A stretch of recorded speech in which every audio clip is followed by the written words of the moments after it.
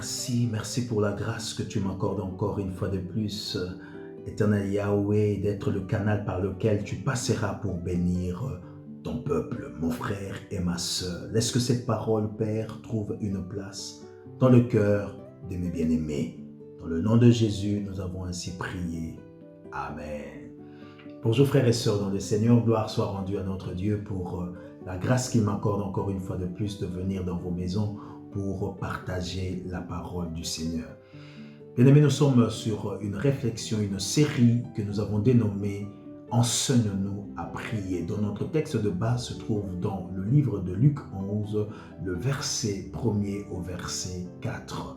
Et la semaine passée, nous avons parlé du 6e point dont la parole de Dieu nous dit dans le livre de Matthieu 6, le verset 12, « Pardonne-nous nos offenses, car nous aussi nous pardonnons à ceux qui nous ont offensés. » Bien-aimés dans le Seigneur, nous avons essayé de parler sur le pardon parce que nous estimons qu'il est important que nous puissions pardonner. Car la Bible dit, si vous ne pardonnez pas aux hommes, Dieu ne vous pardonnera pas non plus vos péchés. Parce que lorsque nous avons été blessés, que nous ne pardonnons pas, nous bloquons les personnes en nous et voire même que ces personnes peuvent avoir du mal à émerger dans la vie. Pourquoi? Parce que nous les retenons au fond de nous à cause du mal qu'ils nous ont fait. Voilà pourquoi il est important, frères et sœurs, de pardonner, afin que nous soyons pardonnés aussi par notre Dieu. Aujourd'hui, bien-aimés, nous allons parler du 7e point sur la nature de la prière. Le 7e point, je dirais que la prière nous aide à vaincre et à surmonter la tentation. Nous pouvons voir cela dans le livre de Matthieu 6, le verset 13 qui nous dit « Ne nous induis pas en tentation, mais délivre-nous du malin, car c'est à toi qu'appartient dans tout le siècle le règne, la puissance et la gloire. Amen. » Parole du Seigneur. Bien-aimés dans le Seigneur, aujourd'hui, j'aimerais que nous puissions nous entretenir tout autour de la tentation. Oui, nous voyons que Jésus dans la prière, il dit, lorsque vous priez, dites, ne nous induis pas en tentation. Et si nous pouvons définir aujourd'hui, c'est quoi la tentation? Nous dirons que la tentation est un désir qui pousse à faire quelque chose. Et si nous voulons parler de ce mot grec, pérasmos, qui se traduit par être éprouvé, la mise à l'épreuve ou encore le test du croyant ou le test à un croyant. Bien aimé, que ce soit en grec ou en hébreu, le mot désigne à la fois éprouvé ou encore tentation. Donc nous trouvons le deux mots dans Erasmos, c'est-à-dire éprouvé et tentation. Bien aimé, j'insiste là-dessus parce que lorsque nous allons continuer avec le développement, que nous puissions comprendre exactement ce que la parole de Dieu veut nous dire. Mais déjà, j'aimerais déjà souligner à quelqu'un que lorsqu'on parle d'épreuve, c'est Dieu qui éprouve. Dieu ne tente personne.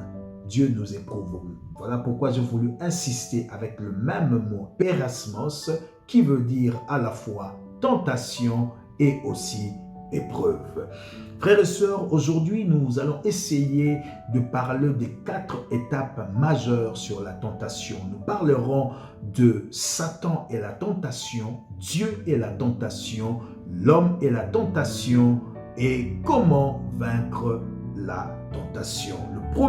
La première étape, nous parlerons de Satan et la tentation. Frères et sœurs, Satan porte aussi le nom de tentateur. Vous pouvez lire cela dans le livre de 1 Thessaloniciens, le chapitre 3, le verset 5 et Matthieu 4, le verset 3. Les tentateurs, le diable, pousse le croyant par des désirs à faire quelque chose afin que le croyant puisse transgresser la volonté de Dieu. Nous pouvons dire, bien-aimés, que la tentation se présente pour le croyant lorsqu'il se trouve dans une situation où il entend simultanément 2 appels. Le premier, frères et sœurs, le pousse à transgresser la volonté de Dieu. Et le deuxième appel à faire ce qu'il sait être la volonté de Dieu. Mais nous voyons que Satan, bien-aimé dans le Seigneur, nous pousse à transgresser automatiquement la volonté de Dieu par ce qu'il nous dit. Si nous pouvons voir l'histoire de Jésus, notre Seigneur, parce que lui aussi a été tenté par le diable, la Bible dit dans Matthieu 4, le verset 2 à 4, « Après avoir jeûné et prié pendant 40 jours et 40 nuits, Jésus eut faim. Et le tentateur s'approcha de lui en lui disant, « Si tu es le Fils de Dieu, ordonne que ces pierres deviennent des pains. » Jésus répondit, « Et il est écrit que l'homme ne vivra pas seulement de pain, mais de toute parole qui sort de la bouche de l'Éternel. » Parole du Seigneur. Bien-aimés, le but du diable par rapport à la tentation est de nous détourner de la volonté de Dieu, de détourner le croyant de Dieu, afin que ce dernier puisse désobéir à l'Éternel. Le but de Satan, le tentateur, est de détourner le croyant à l'obéissance de la parole de Dieu. Bien-aimés, nous voyons l'histoire d'Ananias et Saphira dans le livre de Actes des Apôtres, chapitre 5, le verset 3. Mais si vous lisez plus haut, la Bible dit que le chrétien mettait tout ensemble. Lorsqu'ils vendaient leurs biens, ils venaient mettre à l'église ou dans l'assemblée afin que chacun puisse recevoir selon son besoin. Et nos deux bien-aimés ont accepté d'aller vendre leurs champs. Ils ont vendu leurs champs à un prix X, mais ils ont été tentés. Le diable est venu leur souffler en n'est pas donné exactement le prix d'achat de leur champ. Bien-aimés dans le Seigneur, la Bible est claire là-dessus. Et ce qui est vrai, Ananias et Saphira n'étaient pas obligés de tout donner.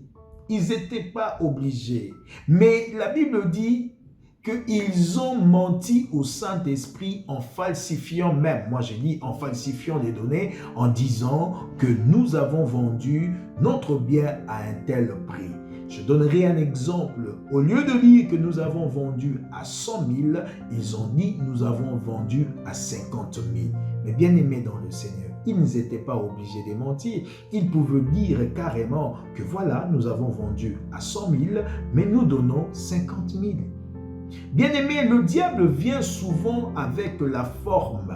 Il ne nous fait pas voir le fond, parce qu'en nous faisant voir le fond, nous voyons directement les risques et les conséquences. Mais il vient avec la forme, voire même c'est mettre de nos côtés pour nous dire que maintenant, hein, tu as fait ceci, tu as raison, mais quand tu feras ceci, tu ne trouves pas que tu vas aussi manquer. Il vient en conseiller pour nous faire voir qu'il nous aime, il nous soutient, il nous encourage à aussi gagner dans la vie. C'est dans ce sens que Ananias et Saphira ont pensé que non, nous devons donner un tel montant et garder quelque chose. La forme était qu'ils puissent garder, mais le fond était que c'était un mensonge. C'était la conséquence directe de la forme. Bien-aimés dans le Seigneur, souvent, le diable vient nous souffler des pensées en nous qui nous détournent de la volonté de Dieu et qui nous poussent à transgresser la loi divine. Bien-aimés dans le Seigneur, à cette fin, il cherche constamment à insinuer le doute et à entraîner l'homme à la rébellion. Il cherche à entraîner l'homme à la rébellion. Nous pouvons voir cela quand il s'est présenté dans le livre de Genèse 3, 1 à 6 devant Adam et Ève. La question qu'il a posée, est-ce que Dieu vous a réellement dit? Bien-aimés, le diable cherche constamment à ce que nous puissions douter de Dieu. Il désire amener le croyant à douter que les voies de Dieu sont justes, bonnes et parfaites. Combien de fois, frères et sœurs, nous avons reçu des messages de la part du Seigneur. Dieu t'a parlé, Dieu m'a parlé. Mais bien aimé, à un moment donné, le diable vient avec ses pensées, même pour dire, est-ce que réellement c'est Dieu? Est-ce que Dieu t'a vraiment dit? Bien aimé, au fond de toi, tu sens la conviction de Dieu, mais il vient avec des doutes pour t'écarter automatiquement de la pensée et de la volonté de Dieu. Le diable incite l'homme soit à faire ce qui est contraire à la volonté de Dieu, soit à ne pas faire ce que Dieu demande. Il ne s'arrête pas là, bien-aimé. Il veut aussi inciter l'homme à faire ce que Dieu a dit, mais à un moment que Dieu n'a pas prévu. Vous savez, frères et sœurs, il y a des fois, je me parlais de pseudo-bénédiction. Dieu a promis à certaines personnes beaucoup de choses. Mais à cause de la conjoncture, à cause de la réalité, l'homme oublie la voie de l'Éternel. Le diable emmène ce que j'aime appeler le pseudo-bénédiction, quelque chose qui semble être une bénédiction, mais en vérité, ce n'est pas une bénédiction. Bien-aimé, Dieu peut promettre à quelqu'un, peut-être le mariage, Dieu t'a promis le mariage, Dieu t'a dit clairement que tu auras un mariage. Voilà comment sera ta femme, voilà comment sera ton époux, voilà comment seront tes enfants. Mais à cause de doutes que le diable vient mettre en toi, tu commences à te poser la question. Il avait fait cela, bien-aimé, même par rapport à notre mère Sarah. À un moment donné, le diable pouvait mettre des pensées dans la vie de Sarah en disant à Sarah, est-ce que vraiment tu crois qu'à ton âge, tu peux encore avoir des enfants? Et lorsque même Abraham, Dieu pouvait lui dire, je te bénirai, il dit, Seigneur, vis éternellement. Mais écoute, je n'ai point d'enfant dans ma maison. Tu peux même bénir Éléazar. Tu peux bénir même celui-là. Bien-aimé, ce n'est pas ce que Dieu a dit. Nous devons nous accrocher à la parole de Dieu. Lorsque nous nous accrochons à la parole de Dieu, nous ne voyons pas notre position, nous ne voyons pas notre situation ou encore notre état, mais nous nous accrochons à la parole de Dieu. Le diable, bien-aimé dans le Seigneur, vient nous faire douter de la parole de Dieu par rapport à nos désirs. Lorsque nous parlons de Satan et la tentation, bien aimé, la tentation est souvent liée à ce que nous avons envie, à la situation présente. La Bible dit Jésus eut faim, c'est-à-dire le besoin de Christ en ces moments-là était de manger. Mais le diable, sachant cela, qu'est-ce qu'il fait? Il vient avec la forme. Oh, si tu es vraiment le Fils de Dieu, ordonne que ces pierres deviennent des pains. Parce que tu as faim. C'était une situation présente. C'est exactement les choses qui arrivent dans nos vies. Nous sommes dans une situation de stérilité. Nous sommes dans une situation de manque et le diable vient nous souffler à l'oreille quelque chose afin de nous détourner de la volonté de Dieu. Bien-aimé dans le Seigneur, malgré la tentation, malgré le tentateur, j'aimerais te dire que la parole de Dieu s'accomplit et s'accomplira certainement parce que Dieu l'a dit. Le problème souvent, c'est nous. À nous de faire le choix de dire, je veux suivre la volonté de Dieu, je vais m'accrocher à cette parole de Dieu pour voir la gloire. Voilà pourquoi, bien aimé, j'aime toujours aussi insister en parlant des amis, des conseillers. Dans la vie, bien aimé, nous avons beaucoup de conseillers et ces conseillers nous éloignent aussi de la volonté de Dieu. Tu verras quelqu'un, une sœur dans la famille, tout le monde commence à venir lui dire, mais vraiment, ça fait longtemps, toi tu n'as même pas quelqu'un, tu ne vas même pas te marier. Vraiment, tu as déjà 35 ans, 40 ans, et vraiment, bien aimé, quand on commence à entendre toutes ces paroles, on commence à se dire, mais c'est vrai, hein, l'âge avance, hein. Bien-aimé, le diable est capable d'utiliser les hommes pour venir t'influencer afin de te détourner de la volonté de Dieu. Bien-aimé, nous devons être prudents par rapport à ça. Il faut plus s'accrocher à la parole de Dieu. Et souvent, lorsque nous écoutons les conseillers, entre guillemets, nous faisons ce qu'ils nous disent et nous tombons, bien-aimé, dans la désobéissance. Ça est ce que le diable fait. Et lorsque le diable fait ces choses, bien-aimés, il cherche toujours à pousser à la défaite celui qu'il veut attaquer.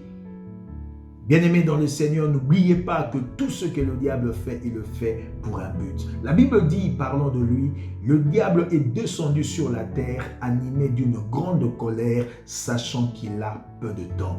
Frères et sœurs, je voudrais dire à quelqu'un en ce jour que le sort du diable est déjà scellé. C'est-à-dire que le diable ira en enfer. C'est là où il sera, c'est là où il passera son éternité dans le tourment. Mais le sort pour l'homme n'est pas encore scellé. L'homme a la possibilité de décider de vivre avec Jésus éternellement ou de passer outre, d'aller en enfer et vivre le tourment. Et la seule solution, bien-aimé dans le Seigneur, pour vivre éternellement avec le Seigneur, c'est de l'accepter comme Seigneur et Sauveur. Bien-aimé dans le Seigneur, le diable, le tentateur, sait qu'il a peu de temps. Et ayant cette expérience, il crée des stratégies et il fait tout, bien-aimé, pour nous éloigner, nous écarter de Dieu, afin qu'il puisse nous donner un coup fatal. Et le diable, lorsqu'il donne un coup fatal, bien-aimé dans le Seigneur, il n'aura pas pitié de toi, il n'aura pas pitié de moi.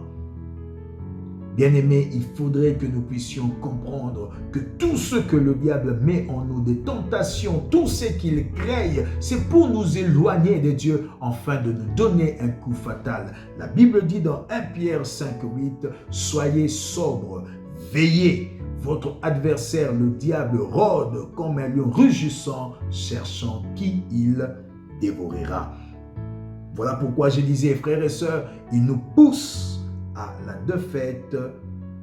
Il pousse à la défaite celui qui l'attaque. Et pour mieux y parvenir, il est même capable de se déguiser en ange de lumière. Parce que la Bible dit, il se déguise en ange de lumière.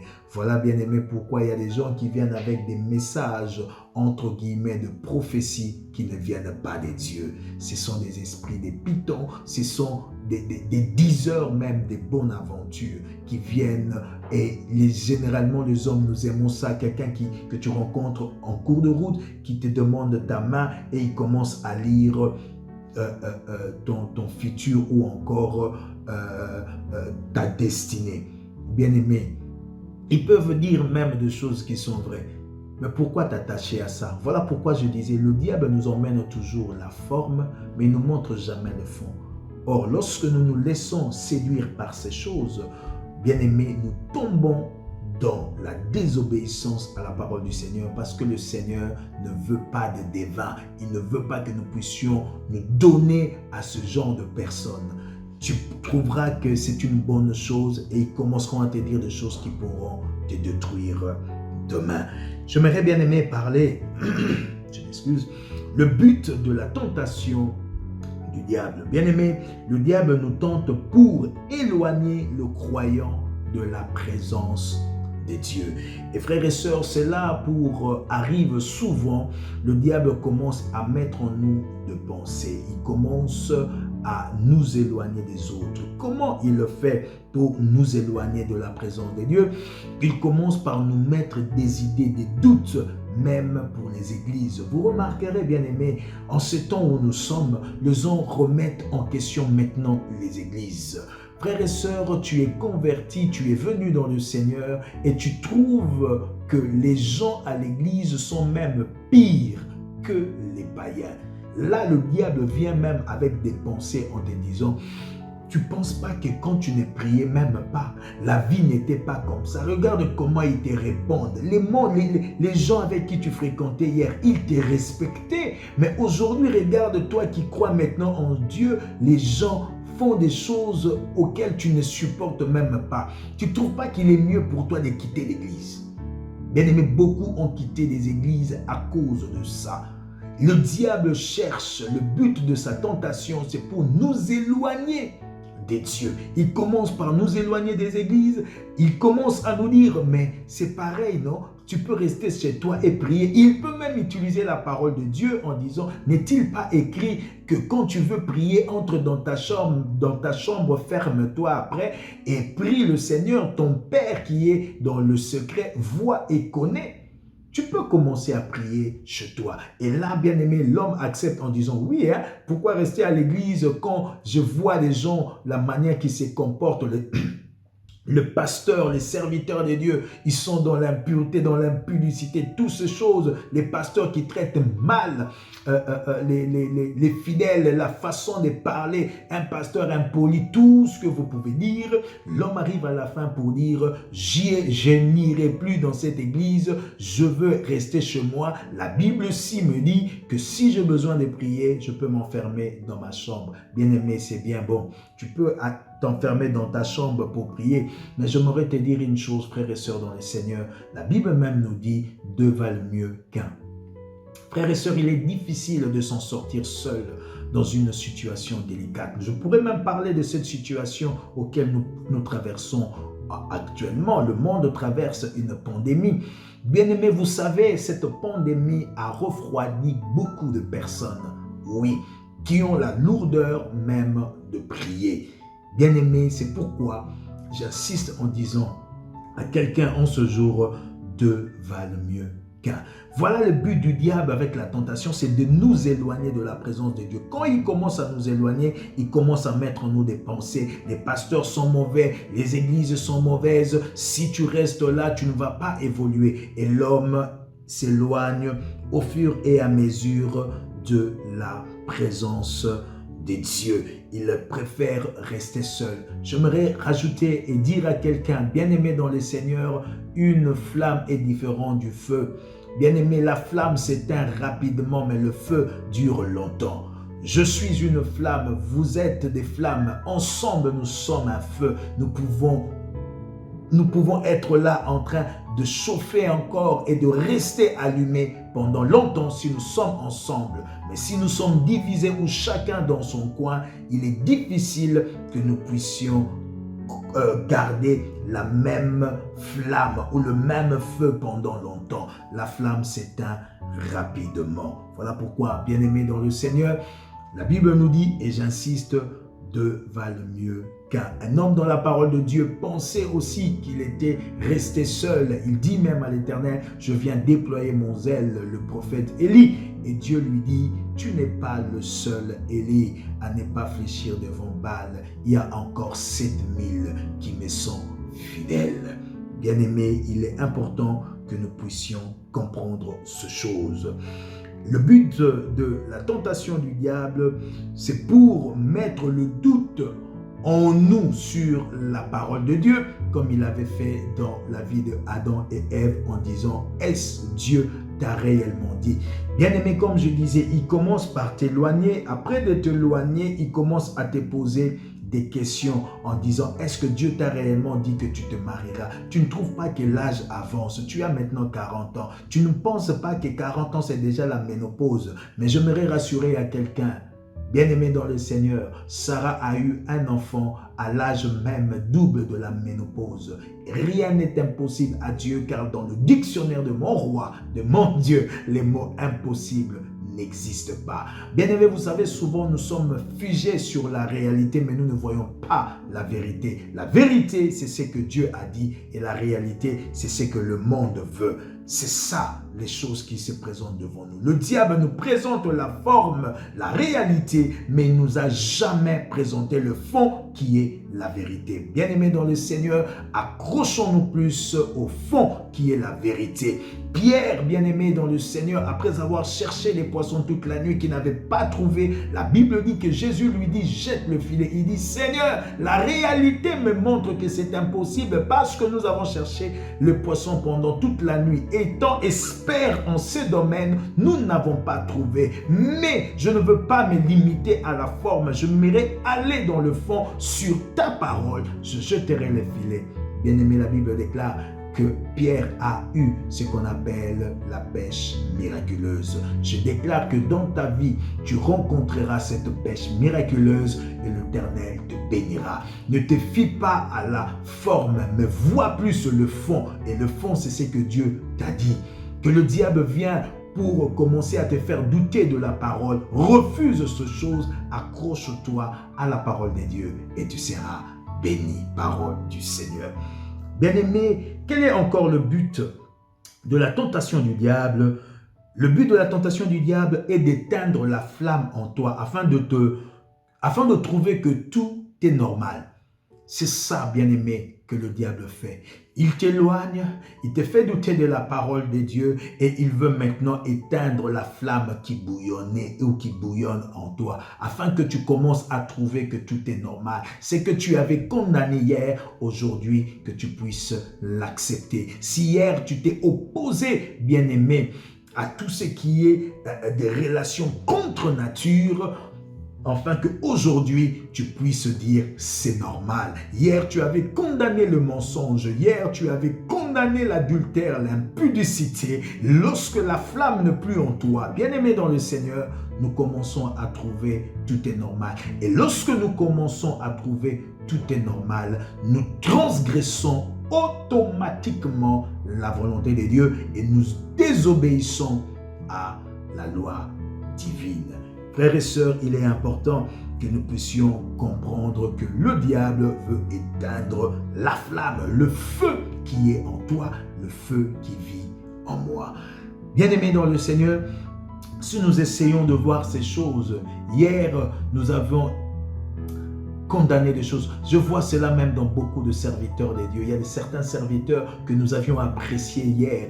Ils étaient là en train de remettre l'Église sur le droit chemin. Mais lorsque nous remarquons ce qu'ils sont en train de faire, on se pose maintenant les questions. Bien-aimés, ne tombons pas dans la tentation. Voilà pourquoi il est important de prier. Dieu, Jésus nous enseigne sur la nature de la prière en disant « Priez afin que vous ne tombiez pas dans la tentation ». Jésus l'a dit encore aux disciples dans le jardin de Gethsémane, veillez et priez. Le diable est malin, la tentation est là, veillez et priez, afin que vous ne tombiez pas dans la tentation. La tentation peut être la colère, le diable peut te pousser à la colère, le diable peut te pousser, bien-aimé, au mensonge, le diable peut te pousser dans beaucoup de choses. Mais lorsque nous veillons, lorsque nous prions, le Seigneur nous épargne de ces choses. Frères et sœurs, le feu a un but dans la vie d'un croyant. Nous ne devons pas éteindre la flamme, le feu en nous. Bien-aimé, le feu brûle. C'est-à-dire, en d'autres termes, tout ce qui est caché en toi, tout ce qui peut être microbe, tout ce qui peut être impureté, bien-aimé, qui ne confesse pas le Seigneur Jésus-Christ en toi, commence automatiquement à sortir et à laisser la place à des vertus du Saint-Esprit à cause du feu, de la flamme.